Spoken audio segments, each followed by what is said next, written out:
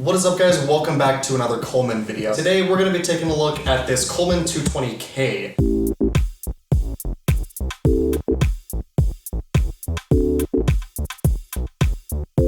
Now this thing was made in November of 1982 and it's in very, very good cosmetic condition. When I got this thing it was pretty dirty, however I cleaned it up, as you can see just by looking at the globe and the hat and the fount. It was very dusty and had quite a few bug guts melted to it when I first got it. So one thing you might notice about this lantern just by looking at it is the fact that the mantles appear to be quite a bit smaller than they should be. There's a few things that can cause that. I'm not entirely sure what caused it because these are the mantles that were on there when I got this lantern, and I don't want to take them off because they do appear to be thorium mantles. I'm going to have Josiah explain a couple of the things that may cause your mantles to shrink. So there's a couple things that I know that'll cause the mantles to end up being as small as this, and one of them is if you don't pre-burn them. Every single time I put on new mantles, I pre-burn it. I've noticed if I get a lighter and I get them really hot when I pre-burn them, they tend to shrink up more. Another thing is if you don't pre-burn them at all and you just light the lantern, and essentially the lantern just burns in the mantles. I'm not entirely sure why, but that seems to have them shrink up. One thing I've been doing lately to kind of keep them as big as possible is I try to just pre-burn them with a match.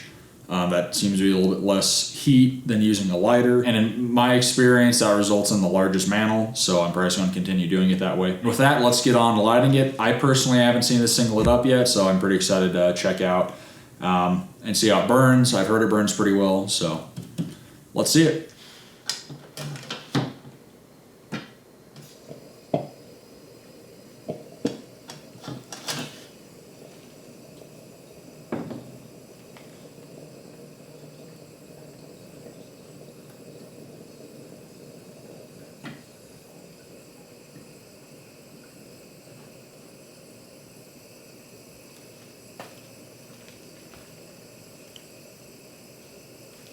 I don't know what the deal is with the small mantles on this. I know Josiah gave a bunch of reasons as to why it could happen, but they do seem to be putting out more light than the larger ones on my other 220s do, even the other thoriums I have.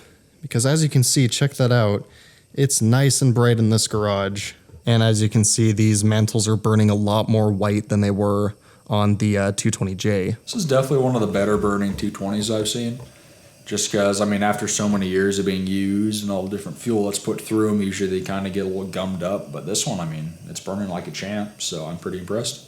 Oh yeah, this is by far the best burning 220 that I have in my personal collection right now. So there you go, guys. That is going to be it for probably the final Coleman video that's going to be on this channel for a little bit, depending on if I get any new lanterns by the time these all come out. Anyway, though, guys, I hope you enjoyed this look at this Coleman 220K lantern. Again, big shout out to Josiah for helping me shoot this video. That is officially going to be it for this video. Hope you enjoyed it, and as always, thank you for watching.